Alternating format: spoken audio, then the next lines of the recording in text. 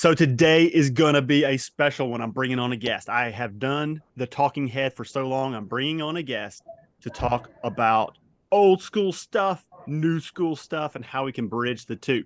So, what are we doing here? Marketing is changing. Marketing is changing drastically inside the businesses that we work with, our clients' businesses, and also in our businesses that we own, our portfolio of businesses. Marketing has changed. I got started in '07, and since then, a lot has changed from one-to-one marketing, which is where we focused, to now one-to-many. So let me introduce the guest of the day, an intern inside our companies, and also my daughter, Campbell Smith. Welcome, Campbell. Hey, hey. All right, so let's get started. So Campbell is right now in school. She's taken away from class to come and talk to us today. And we're just going to kind of free will it and go through some stuff and sort of talk about entrepreneurship, talk about marketing, talk about social media, talk about all the good stuff that's going on in this world. So let's get started. So you've lived for 18 years in our household. Of those 18, 16 of them, I've been an entrepreneur. So you were 2 years old when I started my first venture. What would you say an entrepreneur, or maybe even me, what do you think I do for a job? It's funny because, like, when people ask when you're younger, oh, what does your dad do? You're like, he just owns his own business. And it wasn't until I started my internship when we met at sociology that one Yep. time, and you just kind of like explained everything about reaching out to people and being there. And I don't know how to say it, like, just be there for them and lead them and guide them to help them grow is what made me realize, like, what you do and how you help people. Because we had to explain it, right? Like I had to get really Yeah. clear in my mind to be able to explain it to you because You had the whole iPad with lots of graphics and all the things. Yep. yep. And it was sort of I had to articulate for myself, like, okay, I've been the leader of a business and now we own a bunch of businesses, but what do I really do for those businesses? And then when you came on for the latest internship, and you've done some stuff in different portfolio companies, but when you came on for this one, we sort of were launching our stealth new advisory Hmm. consulting marketing firm. And we were like, what is that going to even look like? We were still architecting it and trying different things. And you were reaching out to different people. And some of the stuff you would come home and be like, man, I really don't like this stuff. Right. So Yeah. what have you liked the most and maybe the least about your internship inside Hmm. the stealth startup that we're launching soon? I'll start with what I like. I like how it stretches you to do something new and Mm-hmm. like go out of your comfort zone. Like this here is definitely out of my comfort zone. Yep. Um, and reaching out to people, emailing them, usually would never want to or have to do that. Um, Not like I wouldn't say I really don't like it. It's just like not my favorite thing to do is just like reach out to companies, like emailing them. I would like prefer to like call them One because to like one, email talk to kind of, them. yeah, I feel like email is more like stale. It's like you don't know what to do next because sometimes people just won't respond to you, and I prefer to have like a answer right then. So this is interesting. So I always say the best form of communication is one-on-one in-person communication because you can Mm-hmm. read body language, you can talk, you can feel the vibe, the energy. Yeah. And then next to that is speaking to someone. Next to that is text messaging or emailing, what Mm-hmm. you're talking about, which is the stagnant portion, right? Yeah. But so young people today in your demographic um would get the perception of y'all don't want to speak on the phone because the companies that we work with, small, Mm-hmm. medium-sized businesses who are making real product, real people, real Yeah. stuff, they talk on the phone. Mm-hmm. But people might say that your generation doesn't like to talk on the phone. You agree or disagree? I would agree. It's more like either texting, which is just because it's like quick responses, or like Yep. FaceTiming if you like sit FaceTiming. there for hours. Yeah. So videoing where you're Yeah. talking and seeing each other live. Yes. Do you think now jump into the business world? And I know you don't have very much business experience, but Hmm. you are very in the world. What do you think is going to change for businesses in the future? Giving that younger people, like your younger brother, our youngest Hmm. kid, he only speaks commands to devices. He doesn't type anything. Yeah. All right. So now fast forward Yeah. to we never did anything with voice. We always did phone call, Hmm. never, very rarely video.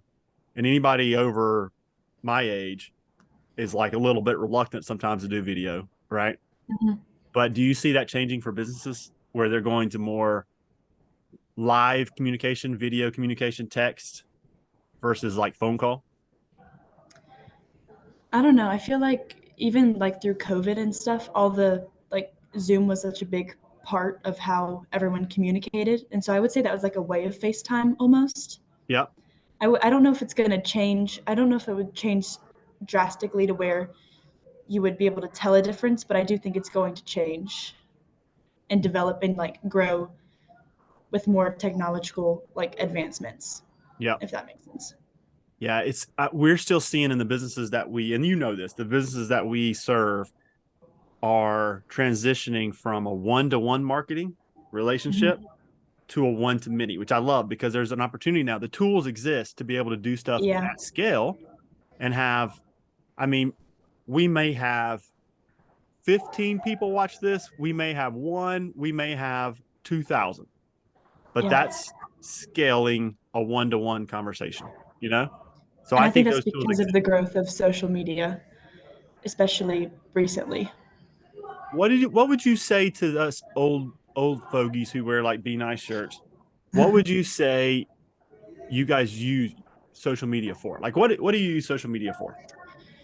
um, I would say to post like important things that happen in my life. You know, like recently going to retreat for school, everyone in my grade like posts like all their fun pictures and everything.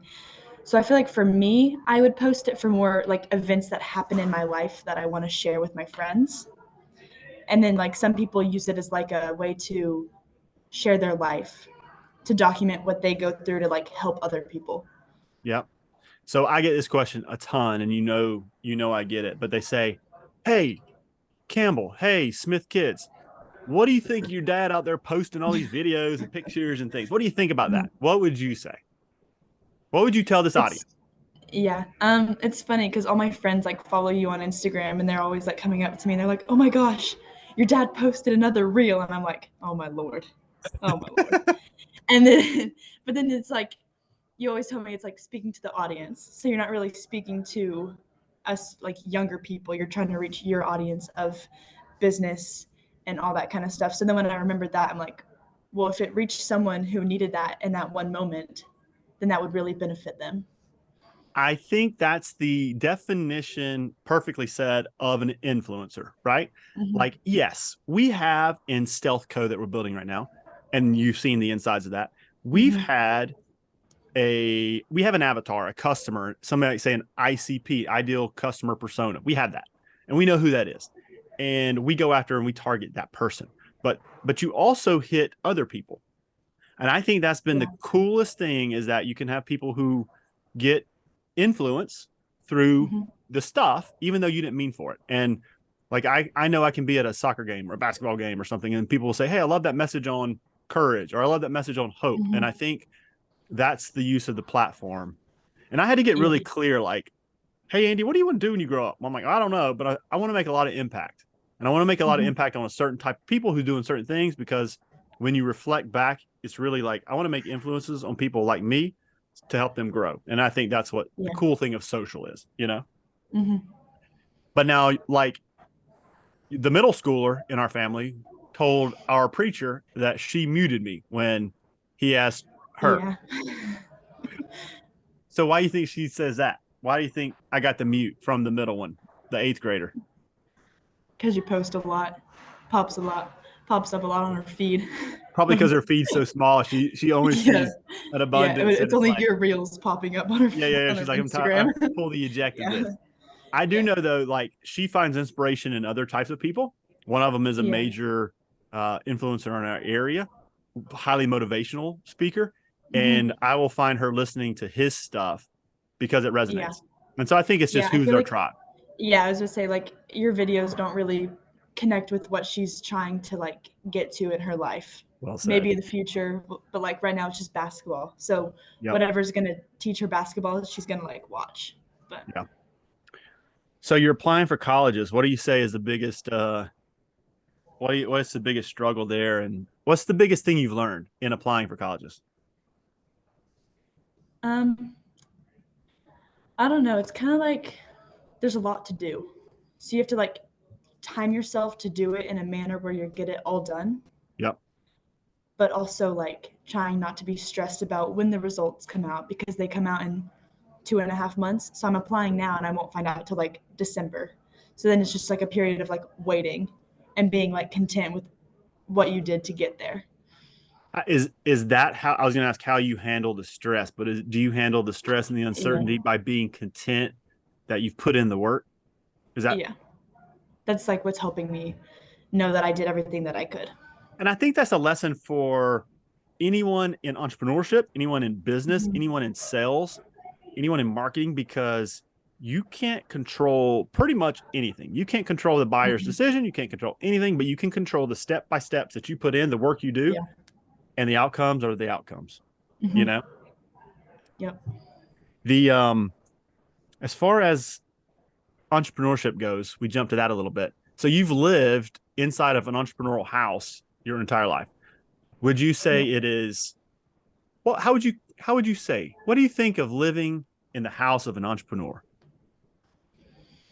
What I emotions don't come know, up? like what emotions? I like that you get to be at home and you don't have to like go to some like place every Yeah. single day. You like I come home from school and you're just like sitting out on the porch doing your thing. Yep. Um yeah, let me think. Uh it's kind of like it shows you what you can do if you don't want to go end up in some like business like working for someone. Is growing up in a house of like an entrepreneur, it like shows what the possibilities are and like what you can become after you graduate from college. I think we're all defined by our childhood. And I had a friend Mm-hmm. growing up who, and I was young, way younger than you, but his dad hated his job. And the son, my friend, was always like, man, my dad Mm-hmm. hates his job. He's always miserable. He hates his job, hates his job, hates his job. Yeah. And there's just different things that feed into us through our journey that make us who we are. And I think that was a big Mm-hmm. ingredient for me to be like, oh, they hate their job. Oh, no Yeah. good. I don't want to be that person. I got to figure out something else. And Mm-hmm. my first job was at a nuclear power plant, and then we moved to Atlanta, and then shortly moved to Canada. You were 2 months old, I think. Mm-hmm. But when I got into that job, I hit a level where it was just like frustrating every day. And I'm like, why am I frustrated? I'm like, because I want to be able to do this and that. And I want to get out of this box. Yeah. And for me, that was entrepreneurship, you know? Mm-hmm.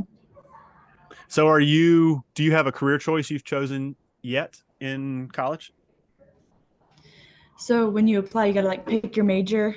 I've It depends on the college, but I'm mostly going in with like a marketing major Okay. and like communications, PR, somewhere in there. For different colleges, I'm like for like Auburn, I'm picking communications, but different things, I mostly love this. marketing. So I'll give the audience a little insight to you. Yeah, So you highly want to go to Auburn, but it's a really tough school to get into if you don't live there, and so yeah, or live in Alabama. And so you came out one day with the Auburn shirt on, and you may or may not go there. You may choose to go somewhere else, but you had the Auburn yeah, sweatshirt on, and you were like, "Look, I'm going to manifest it. And if I manifest it, it'll happen." yep, Amen, yep, sister.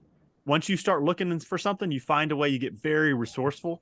You get your mind right yep. to go figure it out, but you got to get clear on what you want. And I think that's Mm-hmm. stealth code that we're building is basically saying, hey, companies, you want to dream bigger? You want to get to where you want to go? Well, let's get real clear. And Yeah, then the toolbox comes out. We can start putting in plays, right? But you got to go from yep. here to get there, you know? Mm-hmm. What's very interesting. I think, do you see yourself, like you said, marketing, right? I think Mm-hmm. that's what this little stint we're doing here on the pod or this YouTube video or so whatever we do with this Yep. thing, right? Is about is marketing, because I Mm-hmm. think that's the new front light of the car. Because back Yep. when I started my first venture, if we were going to hire somebody for quote quote marketing, most Mm-hmm. companies and including us would go find like a family member who had done it, or a cousin, or Yeah. hey, my niece or nephew really good at marketing. They not to do Mm-hmm. marketing. And it was very And if you fast forward to today, like you said, influencer, people are producing content. That's Yeah. influence. People are creative. That's marketing. Hmm. People are gaining distribution because of their audience, right? So they can take any product they want, throw it into the distribution highway, and excel it. I think Hmm. it's wild. And this is a little bit off topic but related. Like there's a name and image likeness thing for college. Yeah. Georgia, where we live, just voted it into for high schools. So a high school student can go and through their social media audience get Hmm. paid for their Yeah. content. Hmm. I think that's marketing. I Yeah. think that's the future. Yeah. Thoughts? Yeah. Interesting. I think I like how it's growing and expanding and always changing. I Yep. feel like when things like stay the same, it gets kind of boring. You know, you got to Yeah, like yeah. change it up, which is why I feel like I joined cross country freshman year. All like the things that like change it up. So I like how new ways to make money, new ways to be different, influence people are always growing and expanding and changing to ultimately help people in the end. Do you think that your classmates and maybe you included are excited about like a 9 to 5 job when you get out, or are y'all like, yo, we're gonna be doing all kinds of different stuff?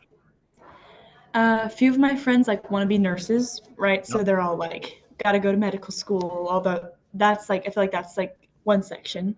You've got the one section who's like, I don't really know. We're gonna see. Yep. And then you got the people who like just want to make the money to provide. Yep. So I think it depends on who you ask for my friends, like what they want to do. But personally, not the 9 to 5. No. But well, I guess we'll see where the future Where the goes. journey takes you, right? Yeah. Awesome. Any final thoughts for the audience today of anything? Life, business, marketing, entrepreneurship? Uh, Leave us with a good word. Any good words in there? Recently on my mind have been like with college applications and everything. On my mind has been like, don't blend in. Don't be afraid to be Ah, different, be beautiful. unique, be yourself, and be nice, Love it. like the Love show it. says. Yes, you brought the heat, chick. Love it. Well done. And okay, so if you stayed around this long, we're building our stealth corporation that we talked about live. It's called nextplaypartners.com. And so you can check it out. Probably updates are coming as we go.